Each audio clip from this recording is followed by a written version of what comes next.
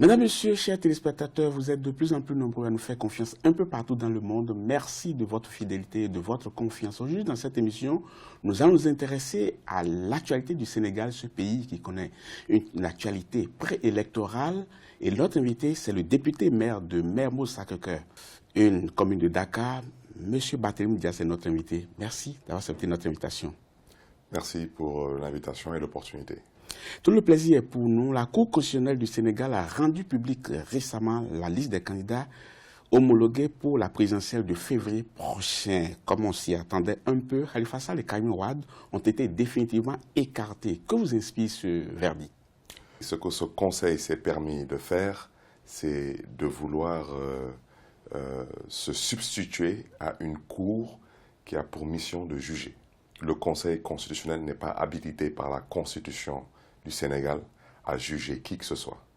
Et vous comprendrez aisément que ce Conseil constitutionnel a choisi, de par sa décision, de s'aplatir devant l'exécutif pour pouvoir permettre au prince qui a été incapable de conduire son complot de liquidation de certains candidats à l'élection présidentielle du 24 février 2019, de pouvoir conduire ce complot à terme. Et ce qui s'est passé, c'est que la Cour suprême, qui n'a pas définitivement vidé le dossier de M. Khalifa Sall, ce Conseil constitutionnel s'est permis, à la limite, en synthèse, de dire qu'aujourd'hui, la Cour suprême du Sénégal n'a plus de valeur à ses yeux. Ça veut dire qu'elle s'est basée sur la décision rendue par la Cour d'appel de Dakar, donc pour décider que M. Khalifa Sall a été définitivement condamné et à ce titre ne peut pas participer à l'élection présidentielle. Mais d'une manière ou d'une autre, on est dans le respect de la procédure contenue, enfin, exigée par la constitution du pays. Pas du tout. Je rappelle que la justice sénégalaise, peut-être pour que nos téléspectateurs puissent mieux comprendre, oui, n'est que le reflet de la justice française. M. Khalifa Sall a été condamné en première instance à 5 ans de prison. Il a fait appel. Et il a été donc condamné aussi en appel à 5 ans de prison. Il a interjeté un pouvoir en cassation au niveau de la Cour suprême. Donc vous comprendrez aisément que la procédure est loin d'être terminée. Le dossier ne peut pas être vidé et il ne revient pas au Conseil constitutionnel, une fois de plus, qui est un conseil et non une cour, de se prononcer en donnant à la limite un jugement en disant que M. Khalifa Sall a été définitivement condamné. Mais ce qui est intéressant, c'est que chaque fois que M. Khalifa Sall a été jugé au Sénégal, par les juges du président Macky Sall, il a été condamné. Mais chaque fois que M. Khalifa Sall a attaqué l'État du Sénégal à l'international, oui, M. Khalifa Sall a toujours eu gain de cause. Et c'est aussi valable pour M. Karim Wade, parce qu'aujourd'hui, M. Macky Sall a décidé de mettre en orbite une nouvelle forme de coup d'État pour se maintenir au pouvoir. C'est qu'à défaut de pouvoir convaincre sans contraindre les Sénégalais à travers un discours, un bilan, une posture, un style, de pouvoir convaincre son peuple pour obtenir un second mandat, il a décidé, n'étant même pas convaincu qu'avec le vol électoral, il pourrait obtenir ce second mandat, il a décidé d'éliminer les candidats, bien sûr, les plus crédibles aux yeux de certains observateurs politiques. Et en tout cas, ça, c'est votre analyse. On va évoluer dans cette émission et parler d'une certaine chose. D'abord, outre la condamnation dont vous avez fait cas pour le cas de Karim Wade ou de Khalifa Sall, il y a encore un autre élément qui a constitué quand même un cauchemar pour les candidats à cette élection, c'est surtout le parrainage. Comment est-ce que vous avez vécu cette décision de faire passer aujourd'hui tout candidat à cette élection par un certain parrainage? Est-ce que, comme on le dit, c'est pour essayer de barrer la voie aux candidats dits farfelus? Ce n'est pas un parrainage. En tout cas, c'est comme ça on l'appelait. Ce n'est pas un filtre pour certains qui utilisent cette expression. C'est un des mécanismes qui a été mis en place pour pouvoir aujourd'hui concrétiser ce hold-up électoral, ce coup d'État. C'est de ça qu'il s'agit. Je m'explique, c'est très simple. Péremptoire, quand même. Non, la Constitution du Sénégal est très claire. Elle reconnaît les partis politiques et les coalitions de partis politiques. Une fois qu'un parti politique est reconnu, il a des droits constitutionnels. Et nulle part dans la Constitution, on parle de parrainage. Maintenant, le parrainage pour les candidats indépendants, mais nous disons oui, parce que c'est tout à fait normal que des indépendants qui veulent rentrer dans un monde qui n'est pas le leur cherchent des parrainages pour briguer un poste aussi important que la magistrature suprême. Mais le rôle fondamental d'un appareil politique, d'un parti politique, de par la Constitution, c'est de conquérir le pouvoir.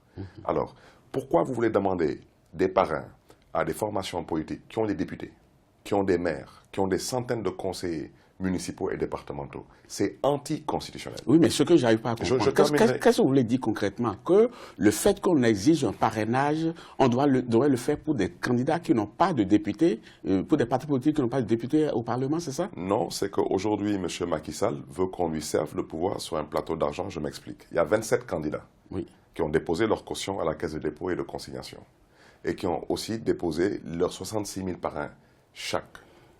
Alors, amusez-vous à faire 26 candidats si vous enlevez le président Macky Sall. Vous faites 26 candidats fois 66 000 parrains, ça vous donne 1 716 000 parrains. Ça veut dire c'est 1 716 000 électeurs sénégalais qui ont décidé de voter pour un autre candidat que le président sortant. Et je rappelle que le fichier électoral au Sénégal n'a jamais été riche de plus de 6 millions d'électeurs. Et de par la tradition et la culture électorale, nous savons tous qu'il n'y a jamais eu plus de 3 millions d'électeurs qui sont exprimés dans un scrutin au Sénégal. La moitié de 3 millions, c'est 1 500 000.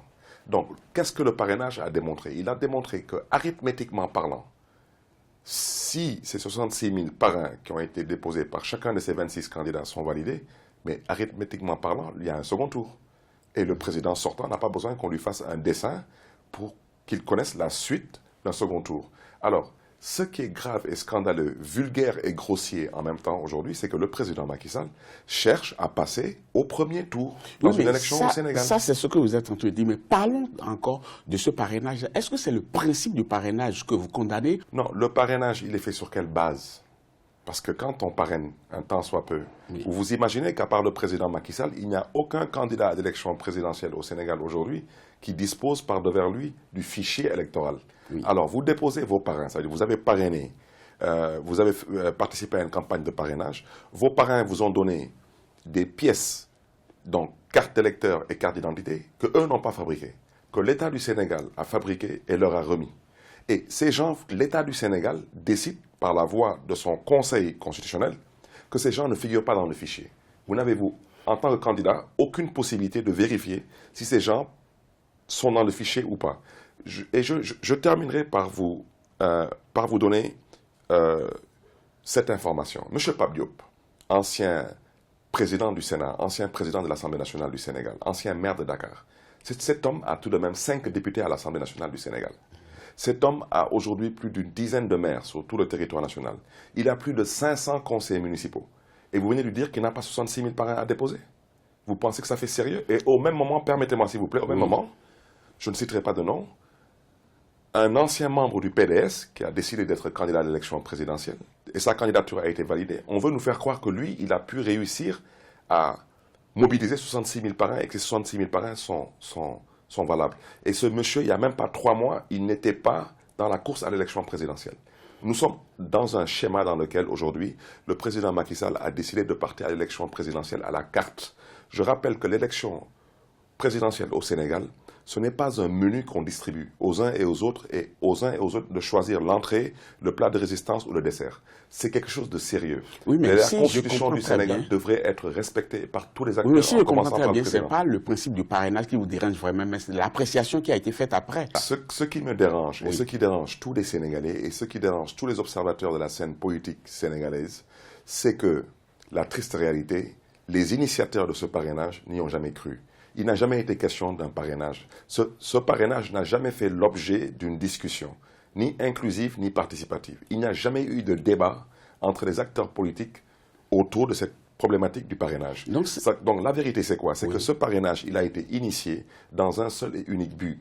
C'est de permettre au président Macky Sall de pouvoir réussir son coup d'État électoral, en éliminant des adversaires politiques. Oui, vous avez dit éliminer les adversaires politiques. Vous avez parlé tout à l'heure de la justice qu'on aurait instrumentalisée pour éliminer certains adversaires.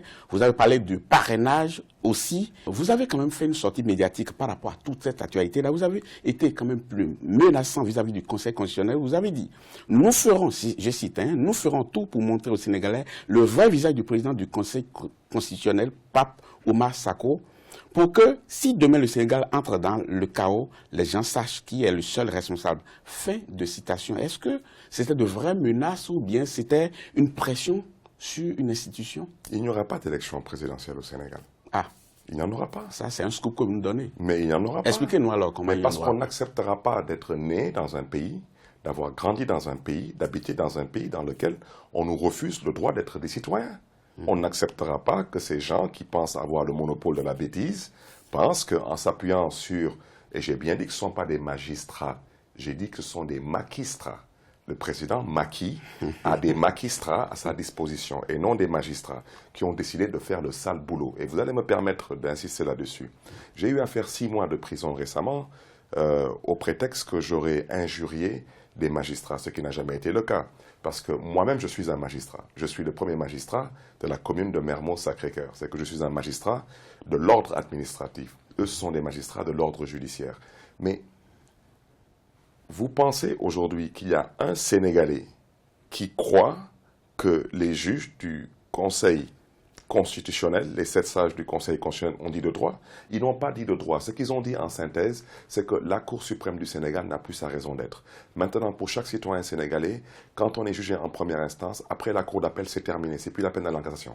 Et ça, ce sont de hauts magistrats qui sont permis de verser dans une forfaiture de cette nature. C'est la raison pour laquelle nous devons nous donner la main, nous devons nous battre pour que cette prostitution intellectuelle et professionnelle cesse définitivement dans un pouvoir qui est supposé être indépendant de par la Constitution sénégalaise. Monsieur Diaz, vous avez dit tout à l'heure qu'il n'y aura pas d'élection au Sénégal. Vous allez nous donner les éléments qui vous permettent de dire qu'il n'y aura pas d'élection le 24 février prochain. Mais avant, on va marquer une pause. On vous revient dans quelques instants, chers téléspectateurs. Ne partez pas, on marque une pause. On vous retrouve dans les instants à venir. Merci.